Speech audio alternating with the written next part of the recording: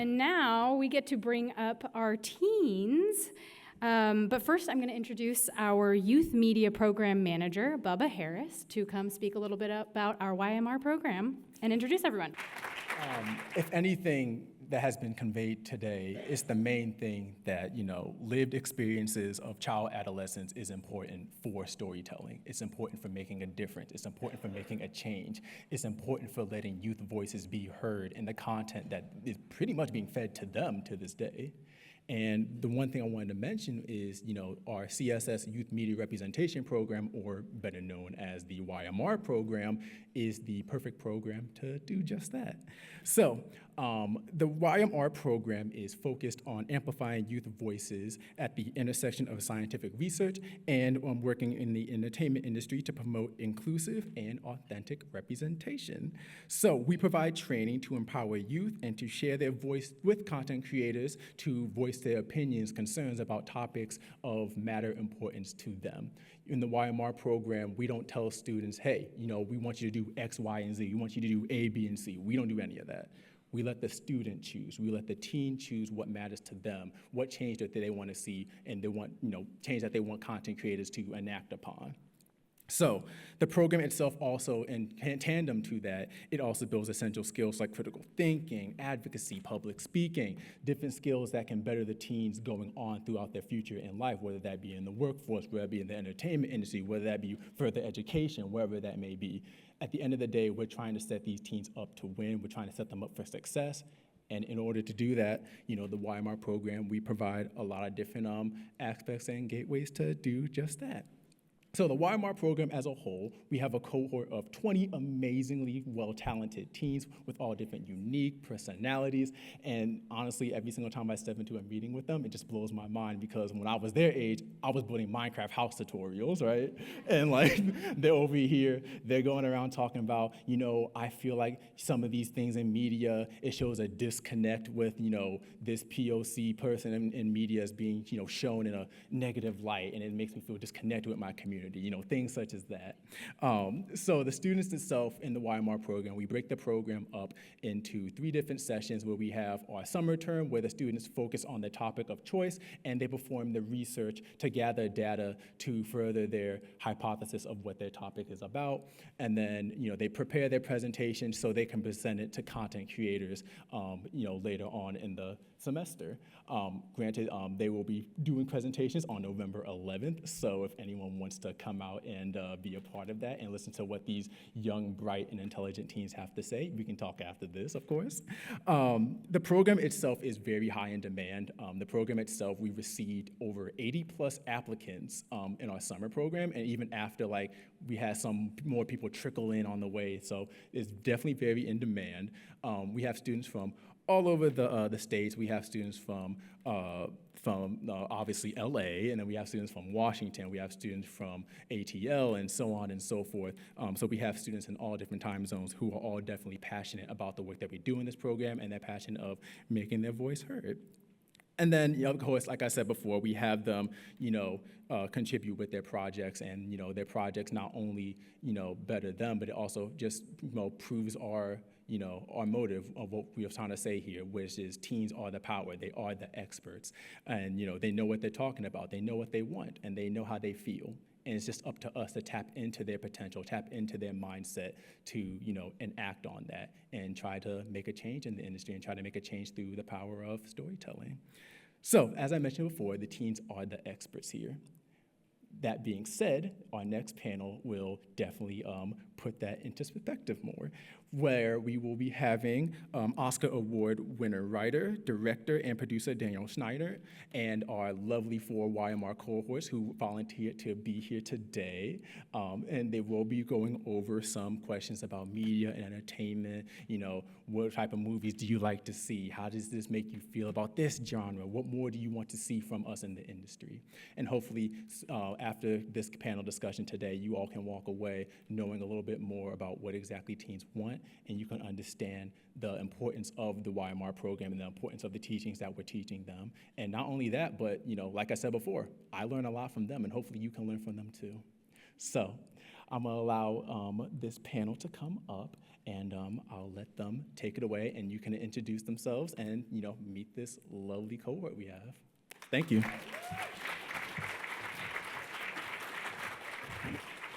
Thank you, sir. Hello, I am not a teenager. My name is Daniel. I'm old now, but I used to be a teenager, and I'm the moderator today. Hey, y'all, thank you for coming. Okay, I want to start. We're just going to go down the line and just tell everybody your name.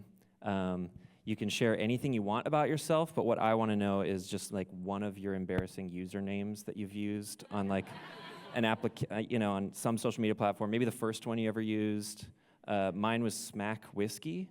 I had my own version of Jackass with my friends when we were young, and we all had made-up names, and mine was Smack Whiskey. I didn't drink alcohol. I just thought it sounded cool. Anyway, good luck. Your turn. Hello, my name is Jeremy Jonge. I'm from Tacoma, Washington. And if I'm being honest, I've used a lot of usernames over the course of the years, but as you can see, my name is Jeremy. So a shorter version of my name is Germ. So my first thought was Germ the Worm for my Xbox username. And that's it, yeah. That's good. Hi, my name's Emily Berkowitz. I live in San Diego. I'm a sophomore. So my first username was supposed to be Gamer, but I didn't know how to spell Gamer, so it was Gammer. So yeah, that was mine.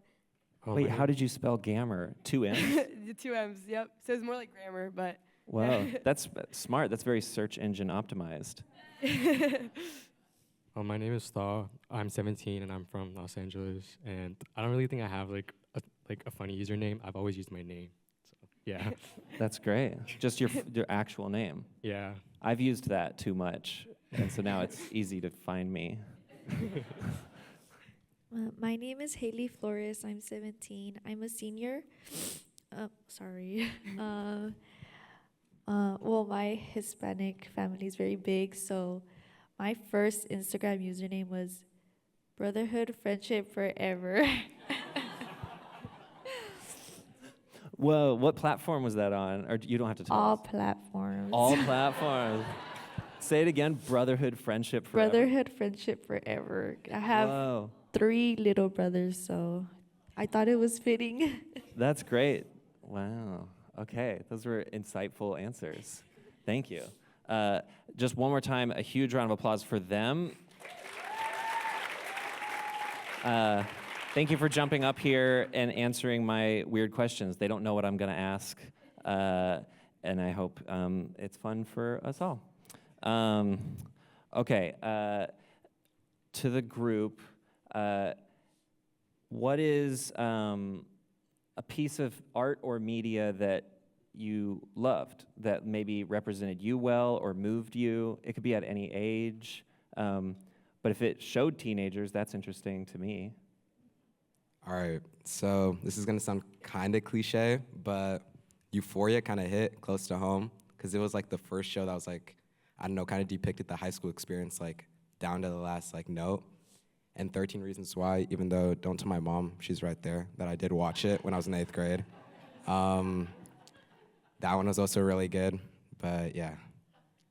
Whoa, what a scary answer. Yeah, thank you, yeah. Probably, I might be messing up the name, but 10 Reasons Why I Hate You. I think that was super cool. And it did show a cool high school experience, probably cooler than my high school, but I think it was cool. Yeah. Mine was Crazy Rich Asians. I grew up in Myanmar, and I just didn't really see like Asian faces like in movies, and I just thought it was really cool. Yeah. Well, I don't. I'm trying to think of something that represented me well. I actually watch a lot of films. I think Lady Bird was one that really touched me because it showed a lot of the hardships between like a mother and daughter relationship that I went through. So it really stuck with me, and I feel like Lady Bird, the character, was really fitting for the teenage girl experience too. You seem a lot more polite than Lady Bird. She's pretty intense. I'm trying to keep my manners well. Yeah, please don't jump out the car. Cool. Okay, you don't have to gossip about the movie or show if you don't want to, but I think we'd all love to know, is there anything you watched that you felt like, that's so inaccurate? Like, why didn't they research this better? That's not how we use our phones. Or like, what a silly version of childhood that I saw, you know? Has it ever rubbed you the wrong way? Okay. So this is like a lot of like, no shade to LA, of course, but this is a lot of like LA high school movies. They kind of depict like high schoolers like using their phones to like start big old group chats. That's like, that never happens. We never start big old group chat for parties. Like that's just really inaccurate. Because obviously you want to keep a party discreet. So a big old group chat where your parents can find out isn't the best way to host a party. So, Well, how do you do it? Or can you not tell? I mean, my mom's right there, so Yeah. let's try keeping that a secret. Okay, I'll ask you after. I got you. I'll give you the tips after. Or Don't we'll worry. just do earmuffs every once in a while for your mom. I got you. But yeah. I felt similarly as a young person, or I didn't party much. So like all the movies and shows were about like party kids, and I was like, I don't get this. But maybe I was just not invited. I wouldn't invite you, but Would or wouldn't? I wouldn't. I Okay, wouldn't that's invite fair. Because I'm an adult man now. Yeah. you. Yeah. So I probably feel like in a lot of movies and TV shows, they always use like words I feel like are trying to relate to kids, but I feel like they sound more like forced and not really like trying to represent us. Do they sound chuggy? Yeah. Did I use yeah, it I right? would say that. Yeah. Okay. yeah. I learned that from a young person. That's Yeah. when an adult tries to sound cool. But also I feel like a lot of times like I feel like teen girls are always like represented like very moody, and I feel like that's not always the case. But also there's just one show I just watched called The Franchise, and I felt like I don't think it represented filmmaking correctly. I feel like it showed it way too stressful and not like the actual fun creative process. So that's probably a TV show I would pick for that. Yeah. If you were, what's a version of like teen girls that would be more appropriate? I don't know, just like you said, like moody kind of, it seems wrong to you. You think just like, I mean, I feel like more like put together or like smart, you know, like less like addicted to their phones and like don't want to talk to their parents or like, you know, that stereotypical, characteristic. I think Ginny and Georgia is like a really bad one. Yeah. I watched the show because my cousin forced me to. I knew it was like a really bad show. Like everybody says bad about it, but I just think that like Ginny was like portrayed really like moody and like rebellious, and I don't think like a lot of teens are like that. Yeah. what are they like in your experience? Like awkward and well behaved, or? I mean, most people I know, yeah, but I mean, I do know some people that are like rebellious and like kind of moody, but that's not always the case. But the show just kind of makes it seem like it because all her friends are kind of the same way. Yeah. I feel like when I was young, I would see shows where kids are really unhinged, and I think I spent a lot of my youth terrified of getting in trouble. Which didn't mean I didn't misbehave, but it was like so high stakes, like even little things. I was like, oh my God, that's a huge deal. I could get in trouble with, the teacher or whatever. I think when they reboot or like remake old movies, like she saw that, and I think he saw that or something, or even the new Mean Girls, I feel like they try to remake it and then try to put in like teenager stuff that is probably trending, but then by the time it comes out, it's like not trending anymore. So it's like that's a really old joke. Is there one that you remember from the new Mean Girls that was like, that's from a few years ago? Oh, what happened? I think they like threw something in her face or something, and they like immediately put out their phone and started like vlogging it or something. And I was just like, I don't think we do that in high school.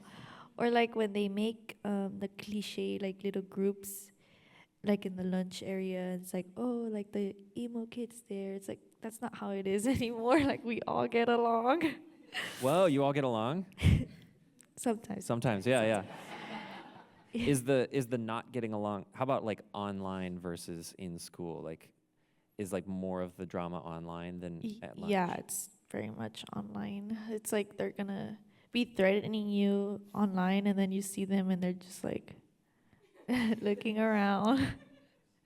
It's so silly because we all have class together. Like, come on. Okay, great. Okay, what about like when something that is accurate, where like maybe like one of the stereotypes that you've seen, you're like, well, that's kind of true. And it doesn't have to be across the board, because I think obviously one of the points is that like teenagers run a huge gamut. But have you ever like what in Euphoria you were like, oh, that's close to home, that, you know, has anything been like, oh my God, that's true, teenagers are unhinged? I feel like the party aspect in Euphoria was like kind of there, and like how they depicted like sport teams in Euphoria too was like there, like rivalries and stuff like that. That definitely still happens. Are you an athlete in school? Yeah, I play basketball, tennis, golf, and track. Whoa, so you're in that. Yeah, Whoa. yeah. What do you think's different about being an athlete now than when I was a teenager? Like in the age of social media, is like being on a school sport weird? I feel like especially for basketball and stuff like that, like a team that's like in your league that you guys never really get along with, now you can like post things on the internet or like taunt them before the game, and it makes like the actual game like a lot more personal. So Right. like Barstool accounts, Yeah, you can go find their star player and like taunt him taunt him. or his family. Yeah, Whoa. Have you been taunted? once or twice. Yeah, Thank you for sharing. yeah, of course. Whoa. So just like a show that like is like accurate. Yeah, or just something you saw in a, you know, that you're like, oh, that feels true. Oh, yeah, Like okay. that was my classroom, or my teacher does act that way. I mean, I just watched a show called like Grownish, and I feel like it really like accurately portrayed like teens and stuff, and like not in a cringy way, like actually like how they are. And I think like I guess just how like just topics they talk about, and like how they communicate with each other. I know that's kind of vague, but I feel like yeah, that's right. I'd say Gilmore Girls really gets like the teen experience right, because they kind of like showcase like the nuances of what it's like to be a teen. Because like the main character Rory was kind of like rebellious in the later seasons, but when the show starts off, she's more of like an awkward and shy teenager, and like it was like a direct contrast to like Ginny and Georgia, as I said earlier, because they get their references like contemporary to like their time, like right, and Ginny and Georgia just really get their references right. Yeah. Cool. I agree with Jeremy about Euphoria. I'm also in sports, and the rivalry does get really, like, really rough, kind of, and it does make it, like, on the field very, well, it gives us a lot of adrenaline, so that's a good thing. But also, I like how they represent drugs, because I feel like it's not talked about enough. Or like my school person, it'll just post like a little "don't do drugs," like the DARE program. I don't know how old that is, but like they just post a little flyer and then it's over and done. But I know like personal people in my life and stuff that do go through these stuff, and I feel like it's ignored. But Euphoria brought that out and shed lots of light on it, and I really like that. Yeah, go ahead.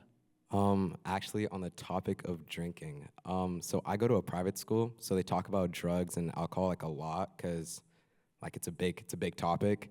But Euphoria kind of like showed a side of it that like drinking isn't all that fun. It kind of showed like, oh, the ups and the downs, and also like waking up with a hangover and having to go to school.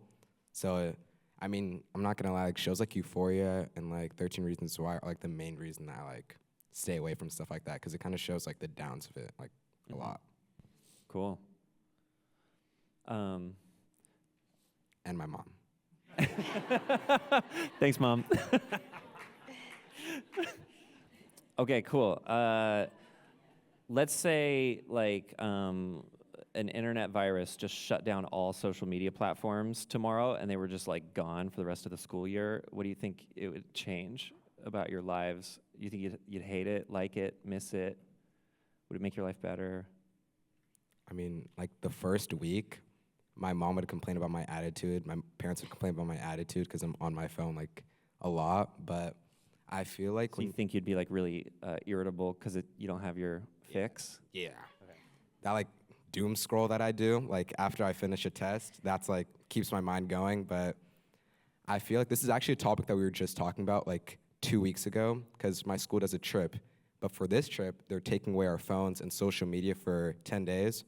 So, I mean, when we first heard the news, I was like, oh my gosh, this sucks. 10 days without my phone, I don't know how I'm gonna recover. But when you like actually think about it, it's like, this is actually gonna be a really cool experience. And whenever I'm like away from my phone for like a long period of time, it's like, it calms me down a lot.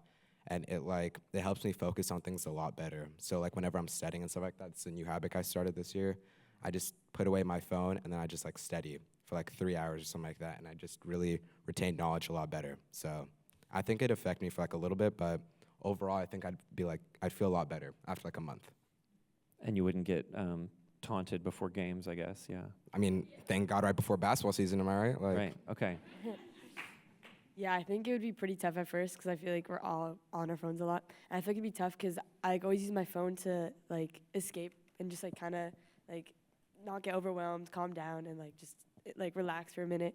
And I feel like I don't think a lot of people would handle well because like at our school we don't have like we have a no phone policy, but like I still see everyone with their phones and stuff because they're addicted. Yeah, so I feel like it would take a bit to like finally like adapt, but it would be tough. What is the no phone policy? Like you can have it in your pocket, you're just not supposed to use it? You shouldn't have it in your pocket. It should be in like your bag, or like you should just not bring it. Yeah. But people still bring it. It's not enforced? Yeah. Or do they sneak them? They also have like a phone caddy, but like there's no phones in the caddy. Uh-huh. So, yeah. I'd say it would be like kind of boring because like when I'm not doing my homework, I go on my phone to like scroll on TikTok for like as long as I can. But yeah, but I'm a big reader, so I'd probably just read. But then sometimes I get tired of reading, and then I go on my TikToks. So that would be a problem. Yeah. I personally would love that because I feel like we're just on our phones so much. Like, I do get on my phone quite a lot too, but I get so tired of it.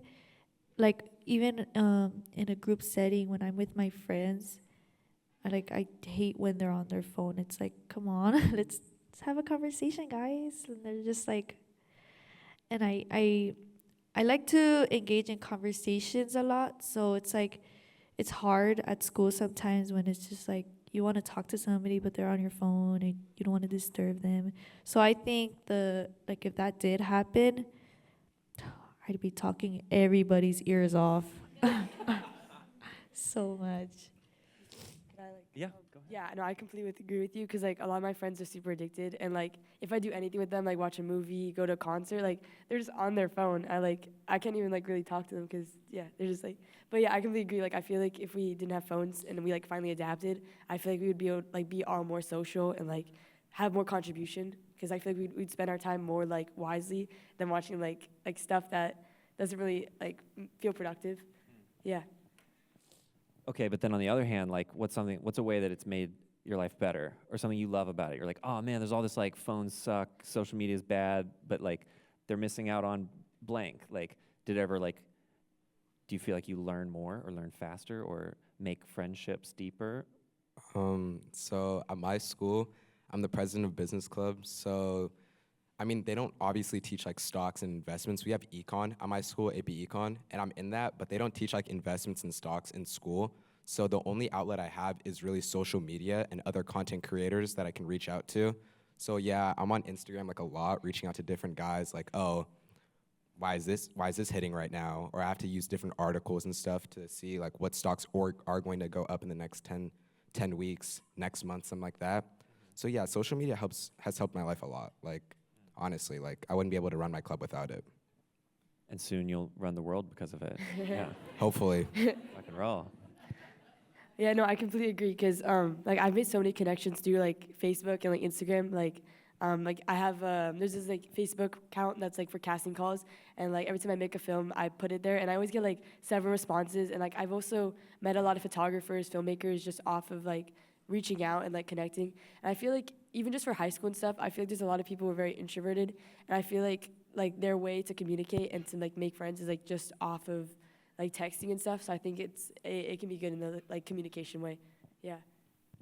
I think it's really convenient because like you can text people, you can call people. It's like way faster, and I kind of resort to social media to learn about like the college applications because I'm doing them right now, and it's just like a lot of knowledge because you learn a lot from other people that has like gone through the same experience. And yeah, there's always like so much that you can find, even if it's just like assignments for school. There's like everything on social media. Mm. Yeah, you can definitely connect with people way deeper on like any topic, like on Twitter. I used to run a Harry Styles fan account. So I met a lot of people through that, and then one of my closest friends now, she was also running a little stan account, and we actually met up at the concert, and we're like still very good friends. So I think that's something positive, that you can really connect with people on literally anything. Rock and roll. Thank you, guys. They're telling me we can open it up to the audience if y'all want to ask any questions. Otherwise, I'm going to keep going through mine. Okay. Sure. One of the teen interviews today was the first time I had heard YouTube referred to as long form, and I'm curious for you guys how you feel about like the half-hour television format, the hour television format, and movies, and if you feel, are they too long? Okay, so this is actually like a big topic in YMR that we were just talking about like I think like 2 weeks ago. But I think like YouTube is like up right now because of how long the videos are compared to like TikTok. And even though TikTok is trying to like, I don't know, make their videos longer from like a minute to 10 minutes to like 20 minutes, YouTube is like so like, I don't know, persistent in the market because like their videos are so long and it's so like comfortable just leaving your phone up there in the morning and just continuing to do whatever you want to do with your day, getting ready, doing your hair, whatever. It just makes it easier. So I think longer videos are better than shorter videos, like 30-minute, hour long. Do you like movies and TV? I do. All the above? Okay. All above. Yeah, I would consider YouTube long form because, I mean, yeah, especially compared to like Instagram and like TikTok, which is like 10 seconds. Like YouTube could go all the way to like 24 hours, I'm pretty sure, from like live streams if you want to count that. And like, yeah, and I guess like a typical video is like from 10 to 20. So it's kind of like a TV show, I would say. I mean, slightly shorter, but yeah, I definitely love movies and TV shows, and I hope that like TikTok and Instagram don't like make people not want to watch movies or TV shows anymore.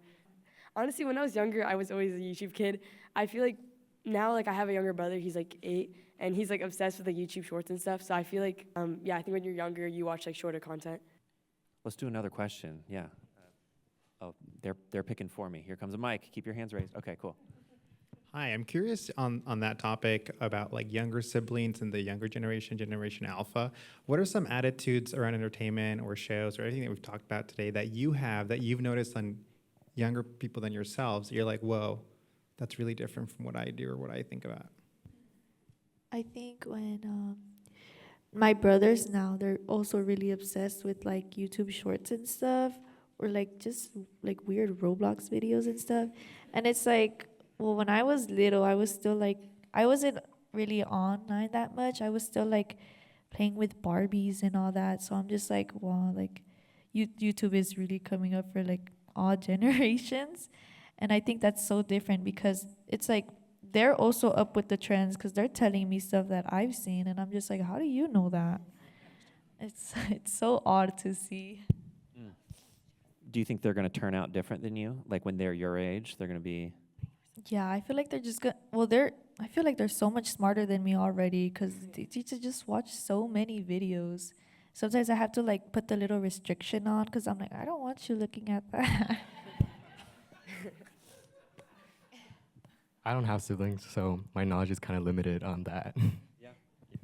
I was gonna say, I don't have a younger sibling, but I think you asked about like younger like generation or whatever watching like, I don't know, shorter videos. But like when I was younger, or like when I was like 4, 5, 6, that was like just when iPhones and like iPads were coming out. So my parents were still like getting me like Legos and action figures, like you said, Barbies. Like I think like in the future and stuff like that, people's attention spans are gonna be like a lot shorter because they're so used to scrolling and scrolling and scrolling. But like, and you still see it today. So I think it's like more or less not YouTube and the length of the videos. I think it's like how common, I don't know, devices are becoming and how like normalized it is to just keep scrolling and scrolling and scrolling without doing something with your hands. So that's just what I think. Yeah, go. Yeah, no, I completely agree with you. I think, like, especially because, like with you guys, like, I started, like, with, like, Legos, cars, and everything, and I feel like especially with my brother, like, he started with, like, an iPad way sooner than I did, and I feel like iPads, like, are, like, to be given to, like, even, like, 5-year-olds, like, or even 4-year-olds, it's gonna be so normalized, and, like, people are just gonna be expected to, like, already be on YouTube and stuff so young, and so I feel like that could be a problem, especially when you're older. Yeah. Or a superpower. We don't know. we, Hi, thank you guys for being here. It's so nice hearing your guys' perspective. You guys are all so well spoken. My question for you guys is like, when you're looking at content that's clearly trying to reach you guys, what is like your immediate no? Like, I'm turning this off. I'm not feeling it. It's not relating.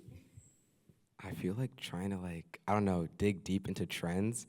Like when you're scrolling, I don't know, I can't remember what ad this was. It was like a Walmart ad, like at the beginning of the school year, and it was like your outfit like slayed, or you got that, like Riz or something like that. I like scrolled past the ad so quickly. I like put my phone down. I was like, I can't keep doing this.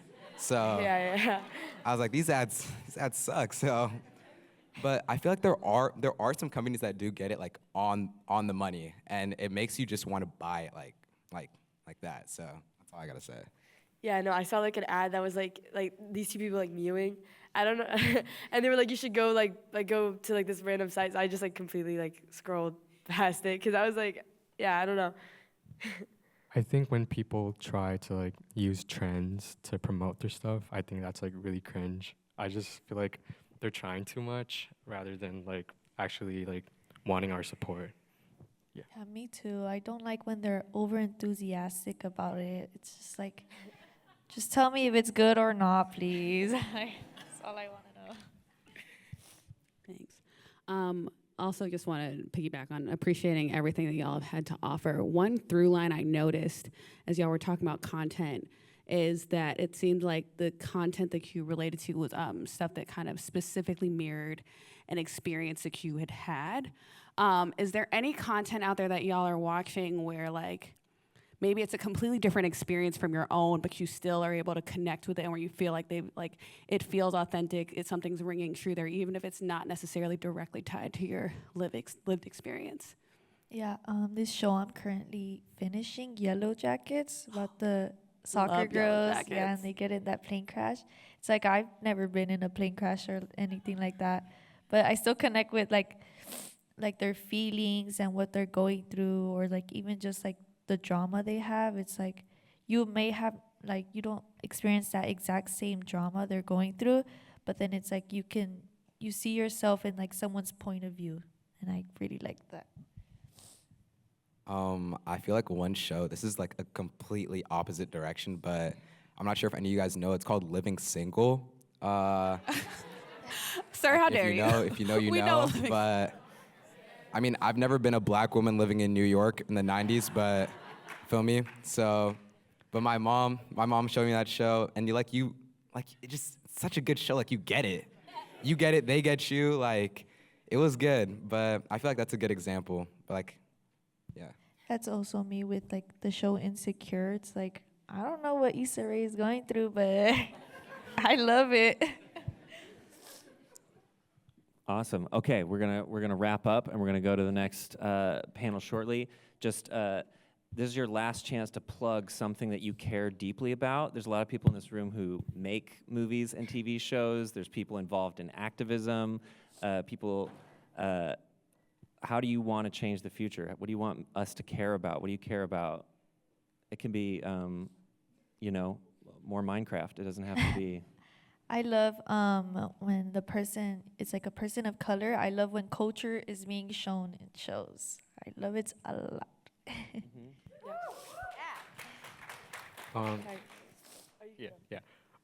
I kind of want to see like fantasy and like unrealistic side of it, like sci-fi like movies or shows. I kind of watch movies to escape from reality. I don't really want to see like our society when I watch movies. I kind of just want to escape. So definitely like seeing fantasy more. Yeah, for sure. Also, like, I feel like in general, I feel like there should be a lot more like youth programs, because a lot of the programs I've been like looking at, like I can't do because they're like 18 and up, and I feel like a lot of people start so young with film. I feel like there should be a lot more programs that like allow like 15-year-olds to even go, or even like 13-year-olds, because like I feel like it really demotivates people who like can't access these programs. Yeah. It was like what Haley said, like people of color on set, or like teenagers of color. Like, I think it was somebody that said it earlier. It was like they had a 2-hour-long meeting about somebody wearing Jordans. Like, not every black kid wants to wear Jordans on set. That's just like a bad stereotype. So I feel like maybe like producers or directors can have like maybe invite teenagers to come help them on set. That'd be a great thing to do. But that's just what I think. One more big round of applause.